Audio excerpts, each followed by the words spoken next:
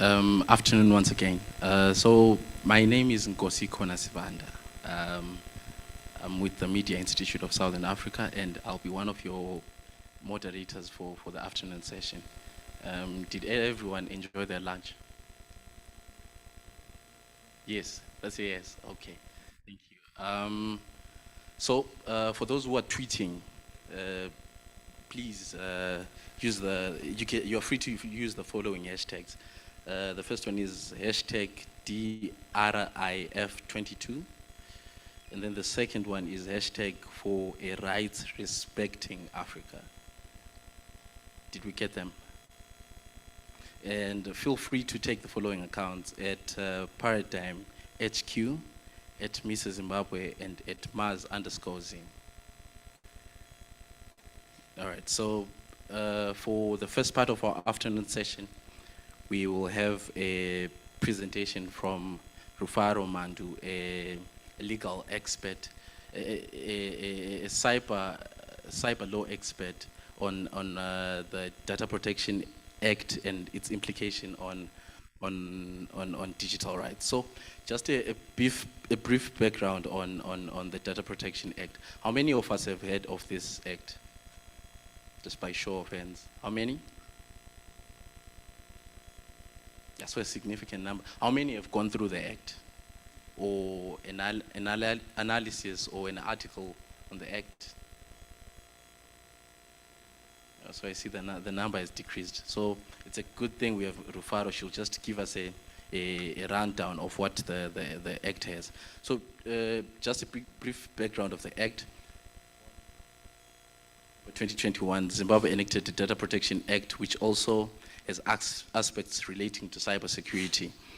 The object of this act is to increase data protection in order to build confidence and trust in the security of the use of information and communication technologies by data controllers and their representatives, data subjects. So this law is also amending certain pieces of legislation. It's 3 in particular.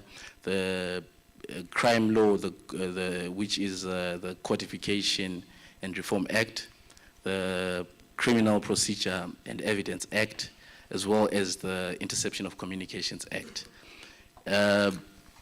Before being referred to as the Data Protection Act, the bill was known as the Cybersecurity and Data Protection Bill. And it was gazetted in May 2020 and underwent public hearings, I think in July 2020. We have some of the members of parliament who were part of the portfolio committees which then drafted a report after the public hearings. So I will stop here and give Rufaro a chance to go through the provisions of the Act, as well as highlighting the implications of these provisions on digital rights.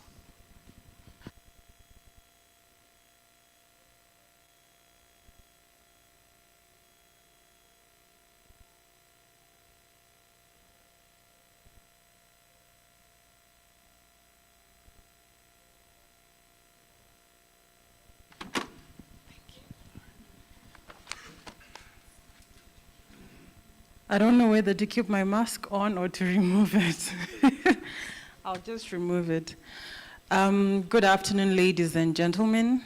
My name is Rufaro Mandu from Ara Mandu Attorneys. I shan't go into detail about myself because of constraints of time.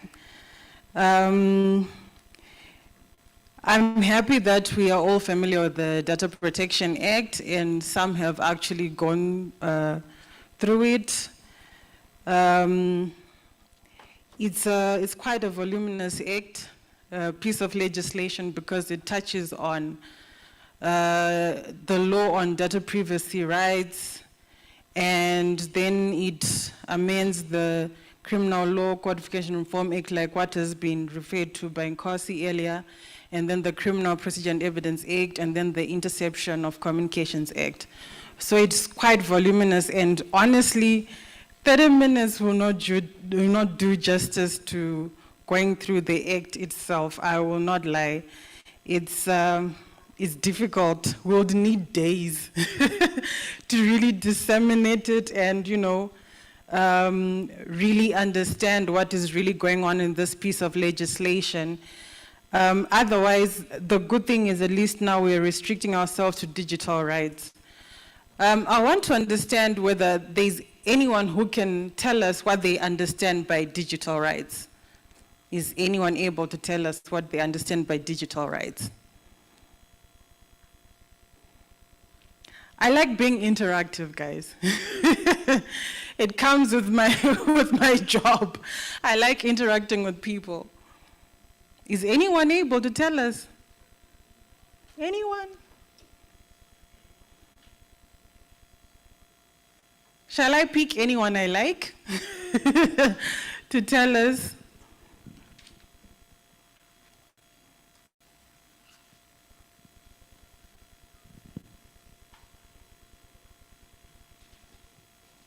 Maybe Nkosi can help me. I came in late, so I'm not familiar with everybody. Okay, let's see. So I'm sitting next Maybe to the gentleman smiling at me. Thank you, because I was starting to feel so uncomfortable. What your understanding is, when we are talking about digital rights, what is your understanding? Okay, my understanding is that digital rights covers the freedoms to utilize digital technology to express oneself, to share and receive information. That's what I understand. Yes, you're right. Thank you so much, sir. I didn't get your name. But you got the smile. Yes, I did. I did. Okay. So from My name is Shakespeare Mauswa, Member of Parliament for Warren Park constituency. Oh, thank you. Thank you, Honorable. So from an academic perspective, digital rights are those human rights and legal rights that allows individuals to access, use, create, and publish digital media, or to access and use computers, other electronic devices, and telecommunication networks. So you'll find that digital rights are categorized into 7 different categories.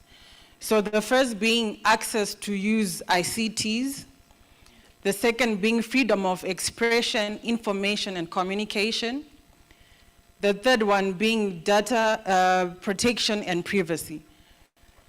And this would be your data privacy rights. The fourth one being right to anonymity, the fifth one being right to be forgotten, the sixth one being protection of minors, the seventh being intellectual property rights, as they are used in conjunction with ICTs.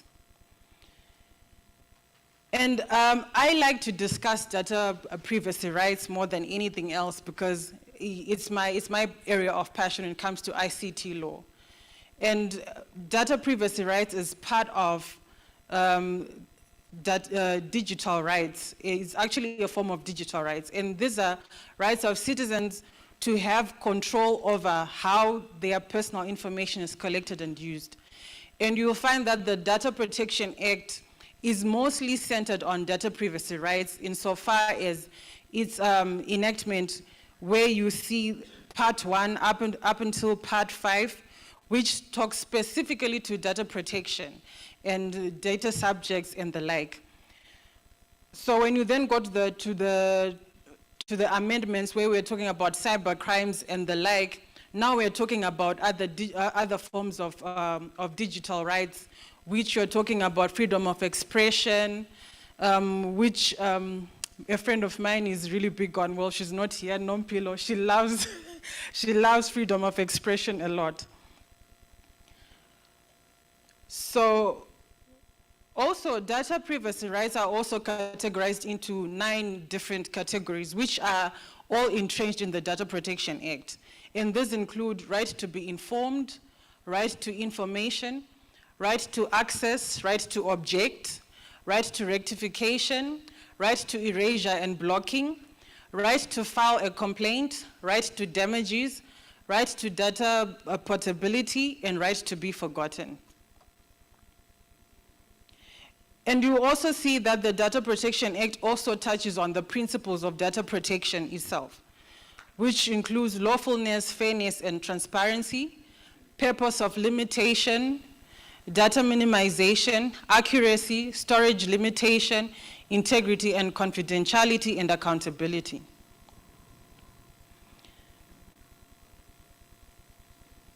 So when you look at Section 4, which applies to how the Act itself is supposed to be applied, you see that it says the Act shall apply to matters in relation to access to information, protection of privacy of information, and processing of data.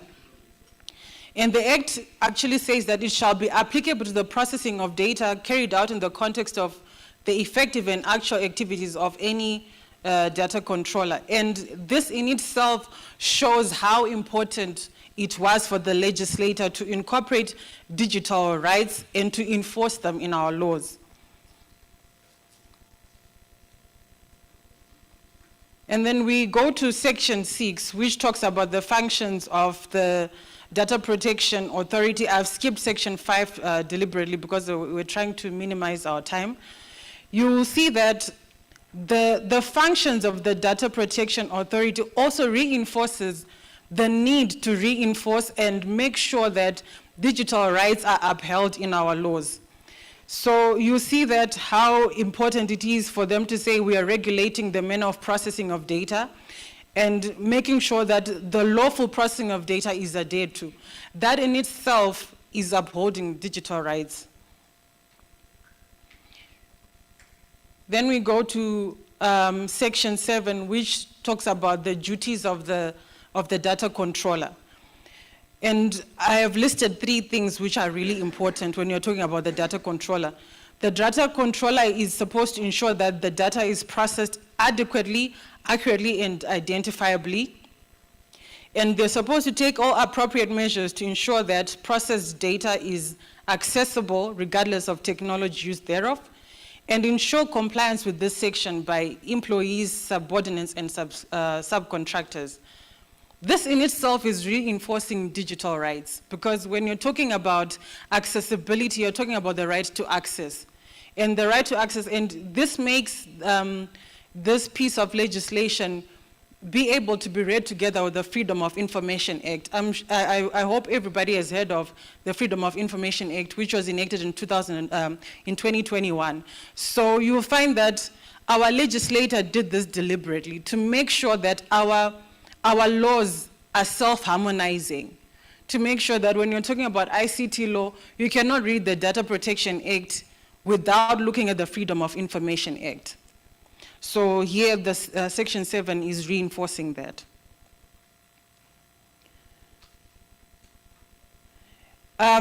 It's important to also note the general rules on processing of data, which will be Part 4 of the Act.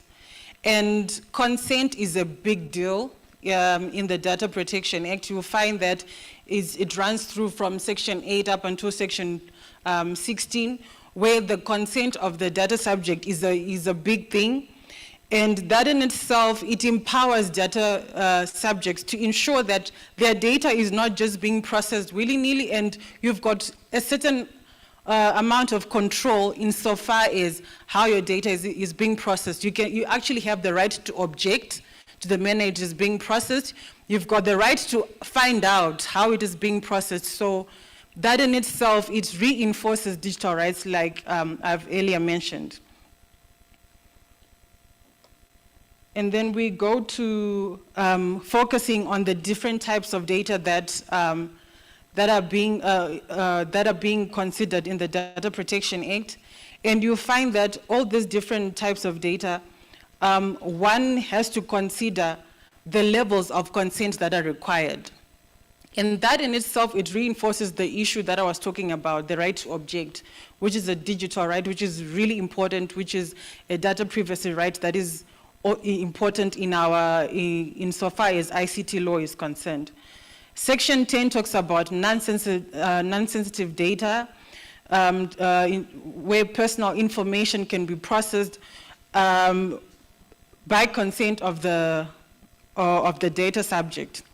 And then section 11, which talks about sensitive information, it now requires a higher degree of consent, where the consent has to be done in writing. And then when it comes to section 12, genetic data, biometric, sensitive data, and health data, you'll find that processing of this data is generally prohibited unless the data subject has given written consent to the processing thereof.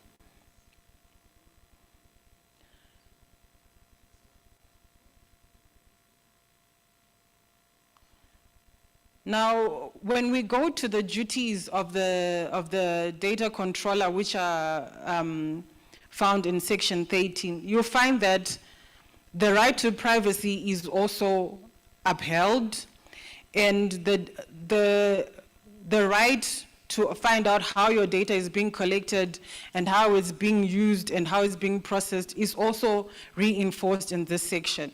So you'll find that we are moving towards the right direction, really, because at the end of the day, our laws need to show that they are upholding the rights of data subjects.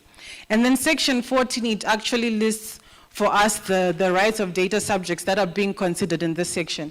And these include right to be informed of the use of their personal information, right of access to their personal information, right to object, which I've mentioned earlier, right, which means the right to object to the processing of all or part of your personal information, and the right to rectify false or misleading personal information, and right to erasure or deletion of false or misleading data about a data subject. So you will note that these rights transcend even into the law that is being reinforced in our country when we look at the cyber crimes, right? Previously, people could just say whatever they want on social media and get away with it. But you'll find that the amendments that have been brought about by this piece of legislation, and you see the cyber crimes that are envisaged, like the cyber bullying and the like, you will note that these rights that have been mentioned in section 14 are being reinforced.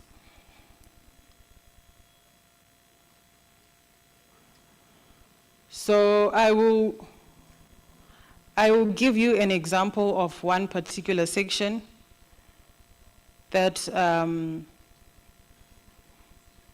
that I find interesting. Sorry, I'm not seeing it on my.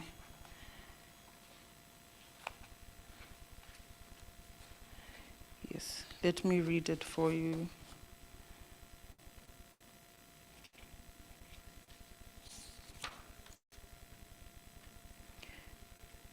Well, it has caused a lot of debate amongst my peers when we're discussing issues to do with ICT law. This will be section 164. 164, let me see, transmission of false. Yes. 164C, transmission of false data message intending to cause harm.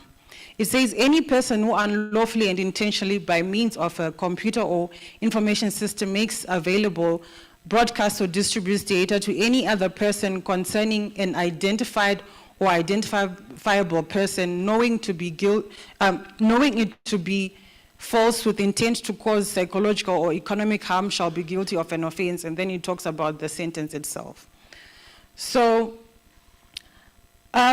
we were debating on how some of these sections actually have a potential of infringing on your right to freedom of expression, and how it has some kind of an inhibition on how you want people to perceive you, how you want people to perceive your maybe Facebook posts or your Twitter posts and the like.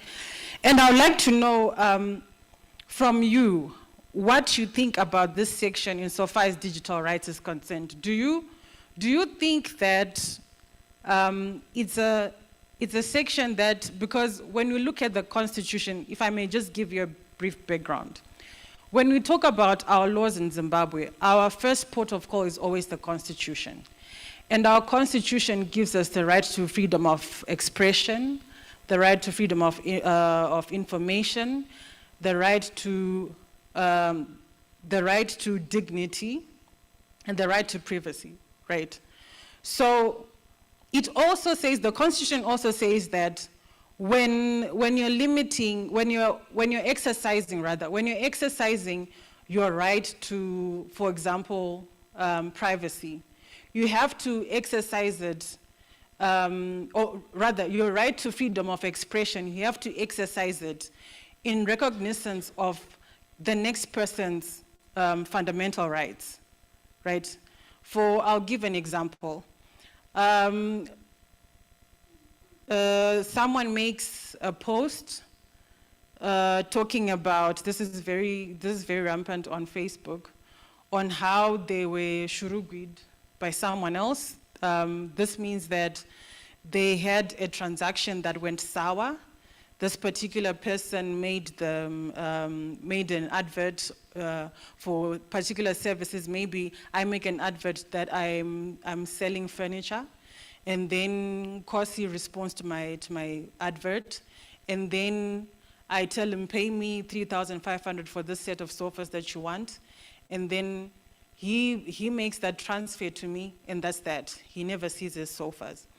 So now, instead of going to the police and making a report or going to the civil court to make a claim against me, what does he do? He takes to Facebook and says, Rufaro has done this to me. She's a fraudster.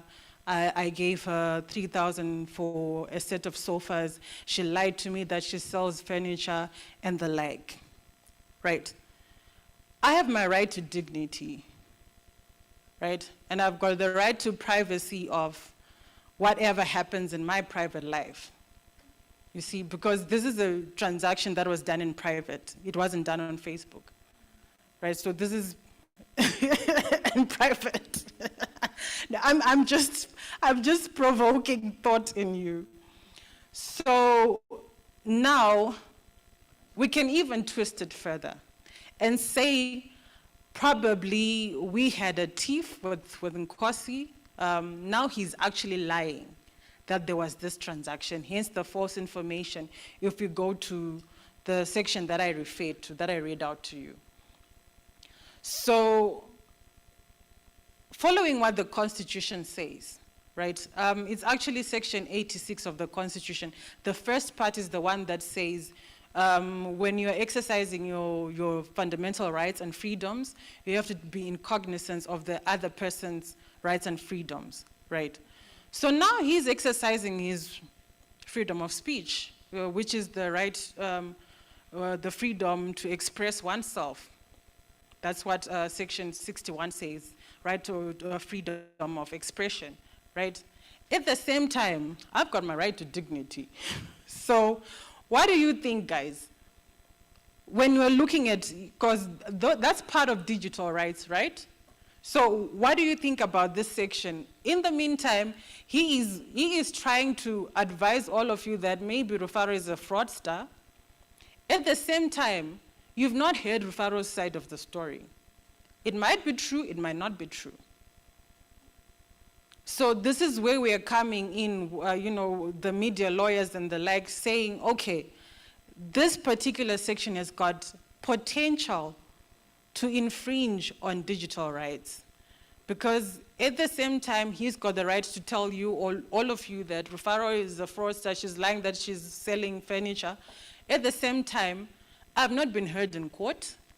And lawyers are very notorious for this. If one has not been convicted of an offense, they're not a thief.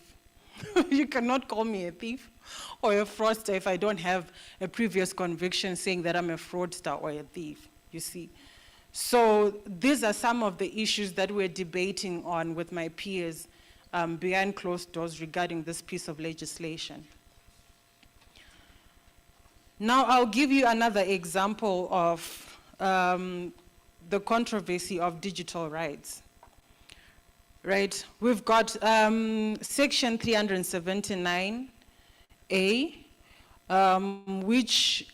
forms part of the section which amends the Criminal Procedure and Evidence Act. So this one talks about search and seizure, right?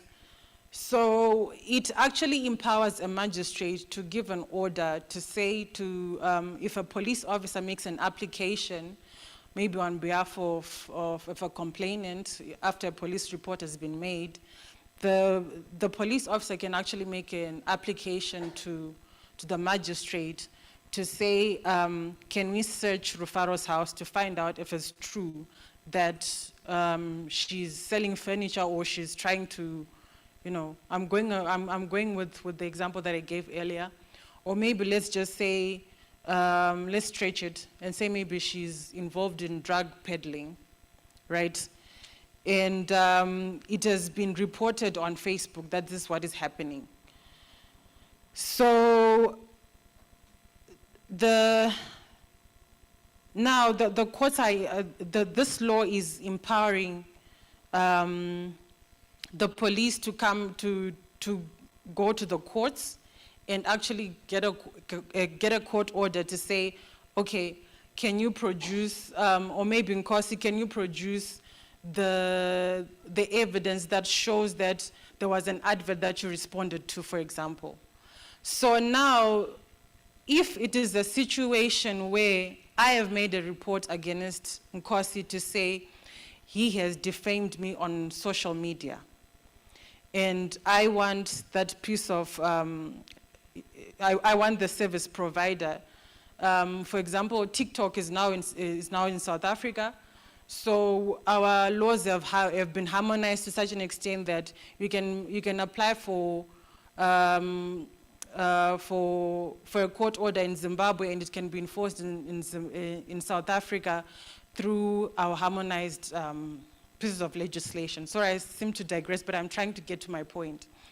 So now probably Nkosi did not use Facebook. He went to his TikTok account and made a video talking about me and doing and advising people that I have been defrauding him of his money. So this piece of legislation is basically saying that the magistrate can give a court order for a police officer to get TikTok to give information about this video being posted on their application. So now this has no involvement of Nkosi. It's me who has made the police report. And now the police officer has gone to the magistrate's court to say, I would like a court order to enforce against TikTok to say, can you please give us a footage from your system, from your archives of this footage? Maybe it has been taken down. Now, again, I'm posing this to you. Our Constitution talks about right to privacy, right? And it says that, among other things, every person has got a right to not have your communications infringed. That's part of the right to privacy. So now, this TikTok account, yes, has put down the post. Nkosi has put down the post. But I've made that application to say, no, TikTok, give me that pull down post from your archives. What about his right to privacy? At the same time, I want to have my court, my day in court to say, no, he defamed me on TikTok. So you will find that this is where we're also saying there's that potential to infringe on another person's rights when you're trying to enforce some parts of this law. So I would love to know what you guys think about that. Is anyone able to tell us what they think? Do you think that is fair or it's unfair? That the law is saying I can actually get a court order, the magistrate to order TikTok to give me that archived file, that archived video from TikTok. What do you guys think? Is that fair? Yes.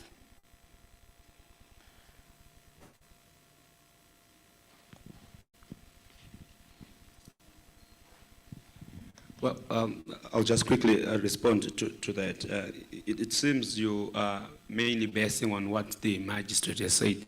You are not crossing over to the terms and conditions of service from the service provider itself.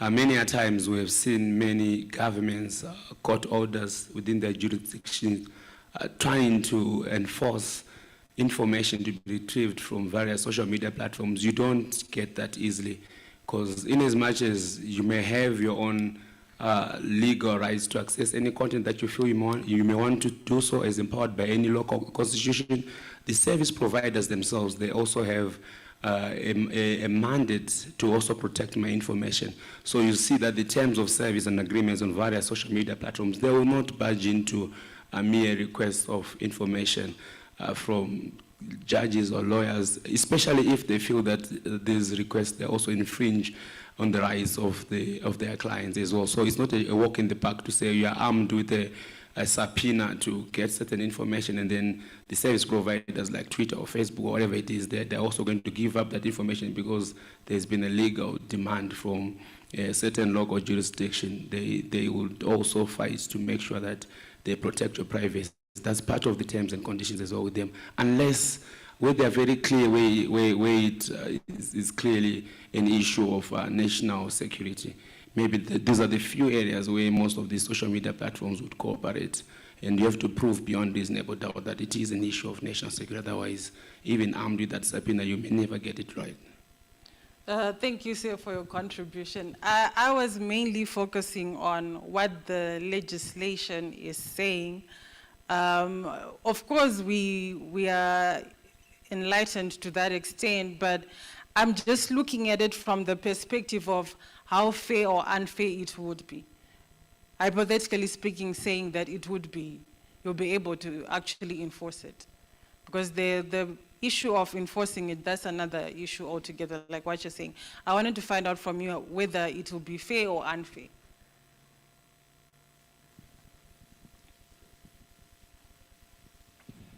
Okay, thank you. I think it is fair because this is what will actually help those who feel that their rights have also been infringed by someone who was also saying, was exercising their rights. So in this case, you quoted Section 86 of the Constitution. Yes. You say the exercise of your right or enjoyment of your right will be limited by the extent to which it will infringe other people's rights. So in this case, you want to prove in court. And previously, you know, those videos were not permissible as evidence in court.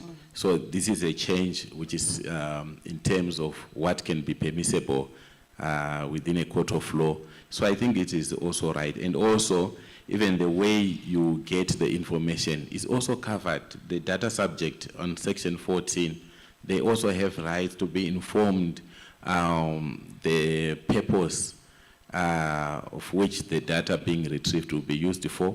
And you quoted TikTok, which is also a public, you know, a platform where possibly the video has been free to be accessed by the public. So I don't see anything wrong unless the data being protected was protected in privacy, but still, as long as it is covered under Section 14, I think it will be fair.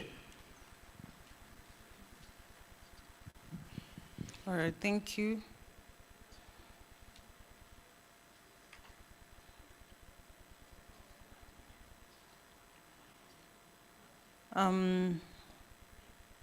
Now, there's an issue that we were discussing with my peers about the data subject who is being referred to. According to your understanding or reading of the Act, who do you think is being referred to?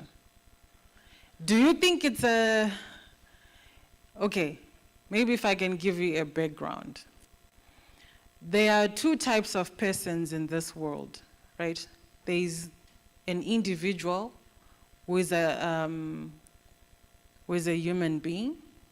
That's an individual. And then there's a legal person, and that is an entity, like a company, an organization, and the like. That's a legal person, right?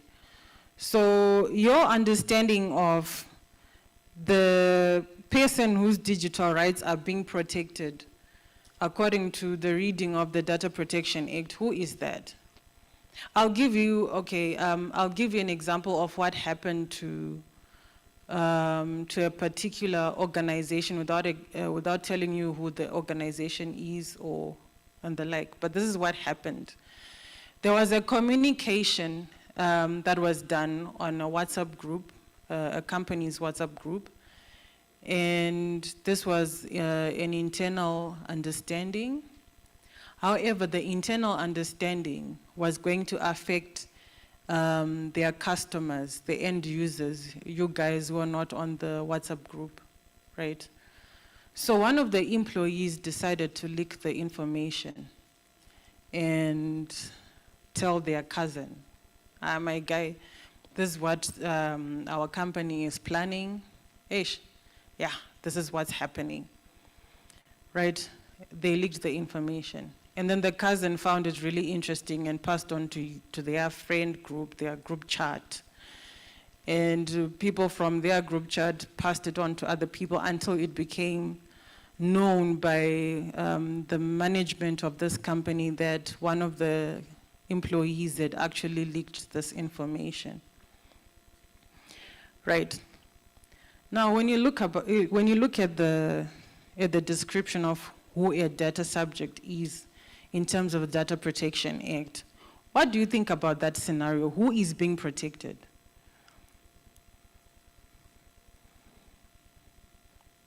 Can anyone help me? Can the company actually take the employee to say that they were transmitting a data message inciting violence from the end users? What do you think? Yes, there's a lady holding up her hand.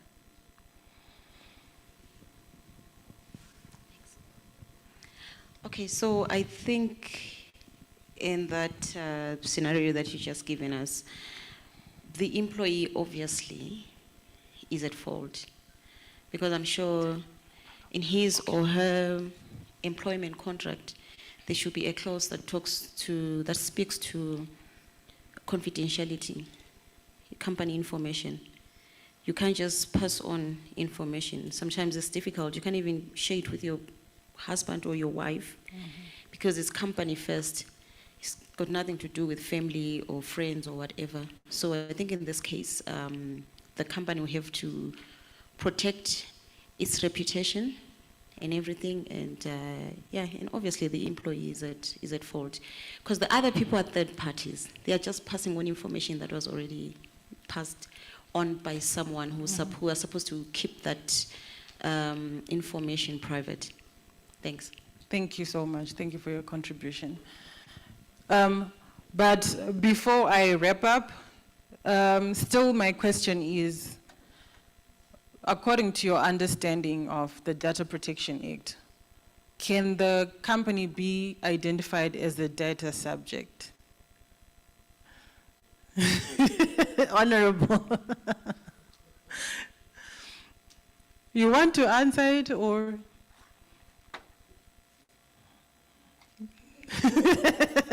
Okay, anyone. Guys, anyone. I've run out of time. I just need to find anyone who can answer that.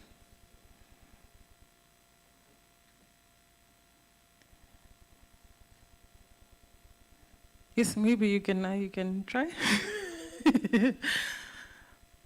Okay. So I'll leave that question for you to ponder on it. Otherwise, that will be it. Okay, there's a gentleman raising his hand. Thanks. I'm not responding to the question. Okay. Sorry. But when you said you want to leave, I had a burning question that I wanted to throw at you. Okay. But probably to just do justice also to your request. I'll try to attend to the scenario that you've shared. In that scenario, I think for me, the first issue that I would like to question is the content of the message. Does the content of the message that is being passed really raise some issues that are sensitive or not? If it is just information, we might then have to consider if the company, which is the legal person, has a policy that might be really prohibiting its employees to share such information. For example, the company might have a confidential policy, which might then instruct its employees to say, whatever we discuss remains company property or intellectual property. You don't need to share to the next person. In that case, if then the employee is found disseminating information outside the consent of the company, which is the legal person from your definition, it somehow means that the employee is breaching the company policy, which might need probably to have some first internal remedies to be explored. Then at macro legal issues, when you bring in the constitution, I think it remains the owners of the company, whom I would like to believe that is the owner of the information which is being passed. If the company feels like the information that is being passed is outside its content and is not comfortable with it, it got the right to pursue all the legal remedies, which also implies invoking some certain sections within the Data Protection Act that you are just going through. That's my thinking. Then my question to you is around the issue of hacking. I didn't get enough time to read through the Data Protection Act. Is there anywhere within the passages of the Act where it articulates how hacking is being sanctioned within the legal framework of Zimbabwe? What is driving my question to you is at one point in time when the Parliament was doing public hearings around Cyber Security and Data Protection Act, one of the concerns that were raised by the citizens was around the issue of the bill which was prohibiting hacking in all its forms. And to the people who were into ICT, their argument was that this was actually injustice because hacking actually is a pillar of thriving technology or is a pillar of technological advancement. They were referring to what they call white hacking. So they were saying that the bill should be very clear in terms of its language on how it sanctions hacking. What does it refer to as unlawful hacking? So maybe if you had the chance to go through the Data Protection Act, does it also speaks the same language? And if it does, in terms of digital rights and information development, what implications does that have to the discourse of digital development? Thanks. Okay, thank you. I've been advised that it's best that I answer that during the Q&A session. Yes, thank you very much for that question. So we just have to jump to our next session on the program, but I'll give everyone who has a question a chance to throw their question at the presenters and get answers. Thank you very much, Rufaro, for the presentation. So if there's anyone who has a question, I'll give you a chance after the next session to throw your questions at the panelists or presenters. Thank you. So for our next session, we have a fireside chat with Obed Masaraure. I hope I pronounced it well. But before that, as he's coming on stage, just a quick reminder, we shared an evaluation form with you on email. Please, if you get the chance, if you can get the chance now, just fill it in. It won't take you 3 minutes. It's just 1-2 minutes. And then please remember we have a resource center at the back. We have books. You can go and collect after this session. And then one last issue, we're kindly asking that after all our sessions today, please give us a chance to take a group photo with everyone who's here before you leave. Thank you. So I'll give this chance to Obed.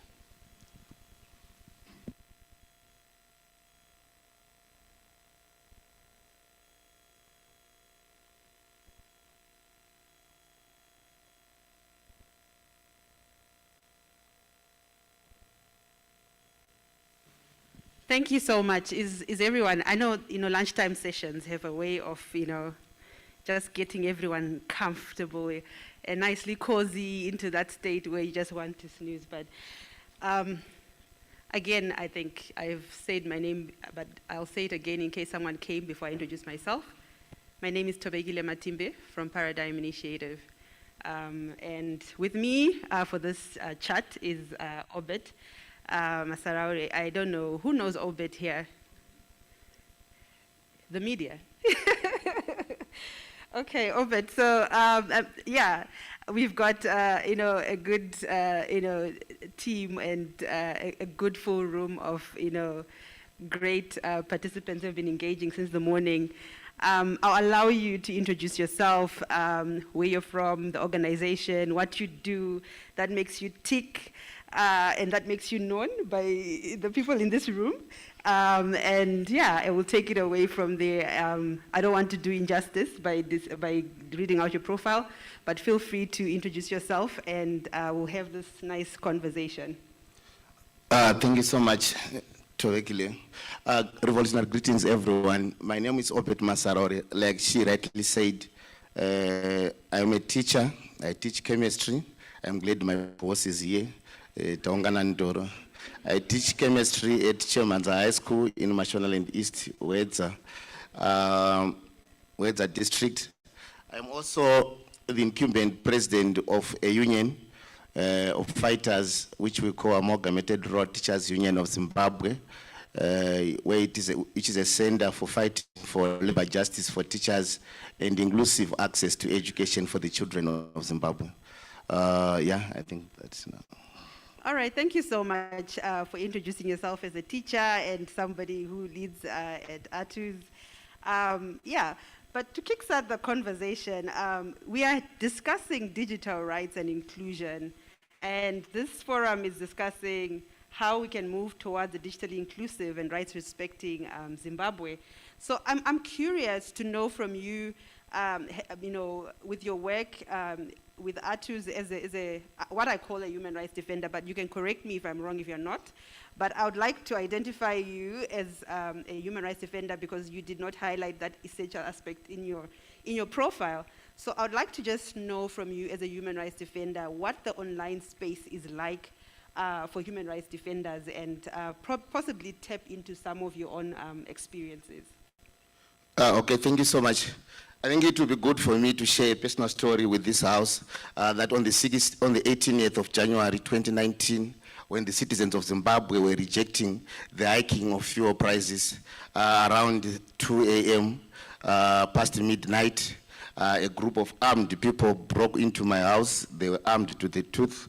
They abducted me, tortured me in front of my family, and later dumped me at a police station where then I was advised that I had committed an offense of posting a message on Facebook that I'm against the increase in fuel prices. So I was charged with subverting a constitutionally elected government. So basically they said my conduct was subversive because I posted a message saying I'm against an increase in fuel prices. So 39 months down the line, I am still on remand. The state is still to have a case against me, but they keep on saying, we're engaging porters, we have this sophisticated laboratory where they are processing the data, but they will soon be ready for indictment so that I can go to the High Court to answer charges of treason. So for me, really, a message complaining about an increase in fuel prices is termed to be subversive. And then when I was listening to my sister here making this brilliant presentation, she spoke to the criminalization of circulating messages with potential to incite violence. I've been charged with inciting public violence more than 5-10 times here in Zimbabwe.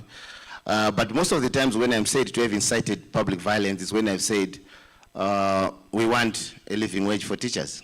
It's said to be inciting violence. So when now it's now a law that if I go on a media space, on a digital space, on a cyber space, and write clearly that we want a living wage for the teachers of Zimbabwe, it can be criminalized, and again I can be dragged before a court of law. When I listened again to her when she was speaking to the criminalization of spreading of falsehoods, I thought of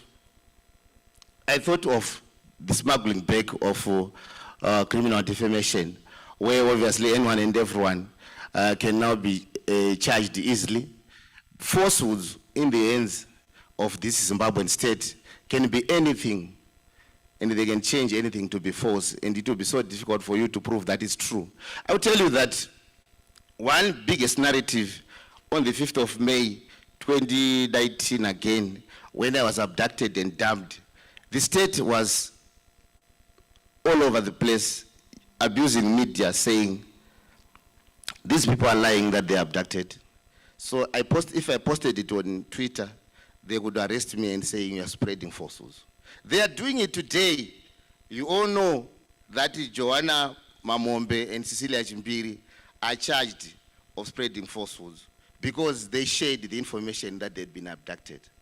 So really, for me, when you ask what the space is like, the digital space, we are not Western Uganda. I think we can, because only in Uganda, this is then when they say you have 5,000 followers, maybe you now have to pay and get a license to publish on an account of 5,000 followers. We might not have that in Zimbabwe, but again, these new laws, I think we are getting closer to them.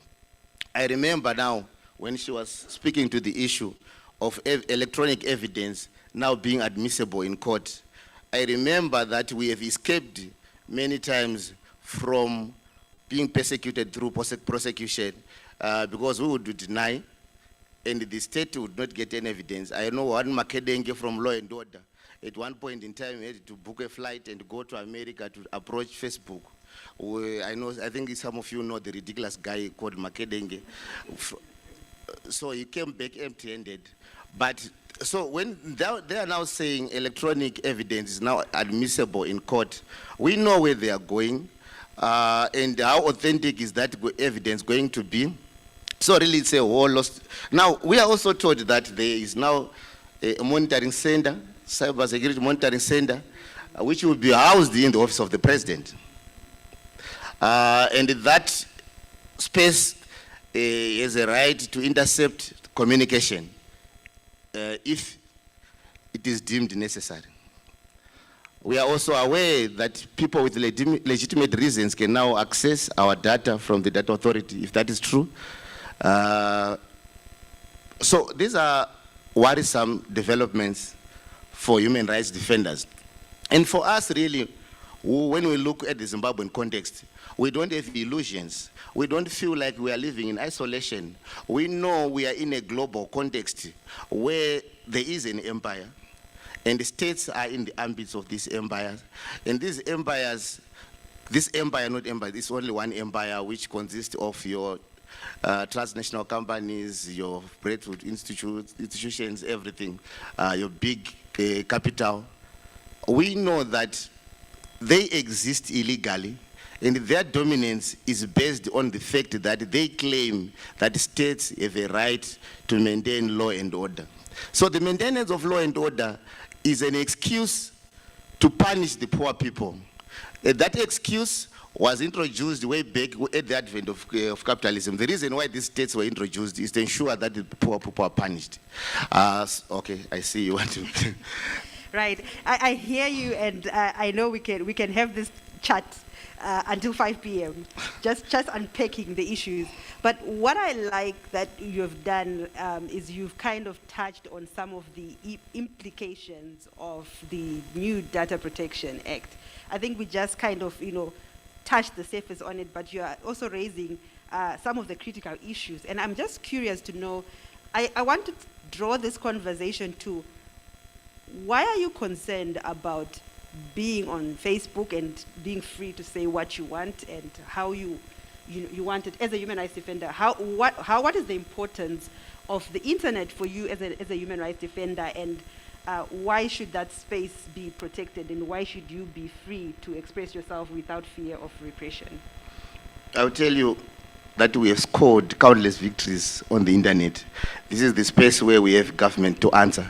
If I call my brother Tongalandoro to ask him a question, he can choose not to answer. But I know that if I have a pertinent question and I want him to answer, I can go and tag him on Twitter and say, why is the government going around banning books under the pretext that may be intellectual property laws, but obviously at the end of the day, for private research, if I just print something for private research, I know you will come agently and say, no, we are not banning books. No, we are banning those.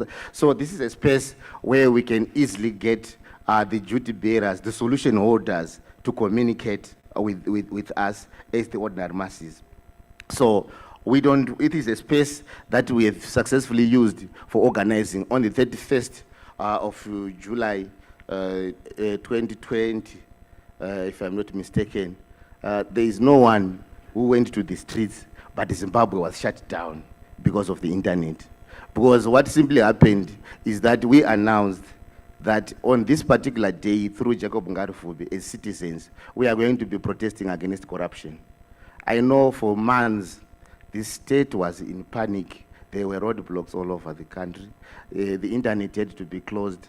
At some point, there was a wanted list of 14 people. It was so difficult to try to imagine, why are you wanted? So we know the power which we now have. This is the new space for the ordinary masses, where we can coordinate, where we can organize. You no longer need to face the button stick on a daily basis. I think this gave us a break. We used to protest almost on a monthly basis and get arrested on a monthly basis. But now we can breathe for some time, just take to Twitter and then punish them on Twitter on a daily basis and get the answers there, and you go home and relax without facing the brutal system which governs us. So really this is a breath, fresh air. This is a space where we can now freely express ourselves. This is a space where we bring the ones supposed to be mighty states to the table easily. We can talk to them every day. We can get them to answer. We can communicate with our peers. We can educate. We can educate on this space. We can organize on this space. Internet and this vast benefits, and clearly for HRDs, this is a space that HRDs have taken to, and I just want you to highlight if the specific right that you'll be exercising online, and where you are deriving it from as well. Okay, so for us in labor, you will realize that Zimbabwe ratified conventions 87, conventions 98, which have to deal with freedom of association and assembly, and also the agenda of collective actions and also collective bargaining. As an example, you also go to our constitution. I want to begin with section 59, with the right to protest. Maybe you might not have followed some of our protests online. We can now protest online, and we have been doing it regularly. The Zimbabwean Lives Matters, it was a clear protest online. So obviously everyone will speak to the right to freedom of expression, which is obviously what fundamentally we get, but organizing is a right also, which is captured in the Constitution. We have the right in section 65 of the Constitution, and we want to organize online. and we should not be punished for doing that. We want to demonstrate online, and we should never be punished. We want to express ourselves, and we should never be punished for doing that. Thank you so much for highlighting. I think earlier on, when we opened this session, we discussed how rights offline should also be enjoyed online. So thanks for steering this conversation towards emphasizing the importance of also human rights defenders also exercising their their freedom to associate and to also. Yeah, and I'll tell you one thing that is hated by dictators is for them to be known that they are doing evil. And the internet has made it easy for us to say when someone is attacked, we post the picture and say they've been attacked. And this has helped us to attract international solidarity. This has helped us to expose the lies, because they will be lying that the new dispensation is making progressive changes when they are killing people. So it's easy to expose on the internet. And we want to continue doing that because it is important for our democracy. It is important for us to protect the weak people of our society. Thank you so much, Obed. I think we'll cut the conversation short. I don't know if anyone here in the house would like to pose a question to Obed Basaraure, but there you have it. That was the brief chat we had with Obed, just to pick from his experience in Zimbabwe, what the issues are. And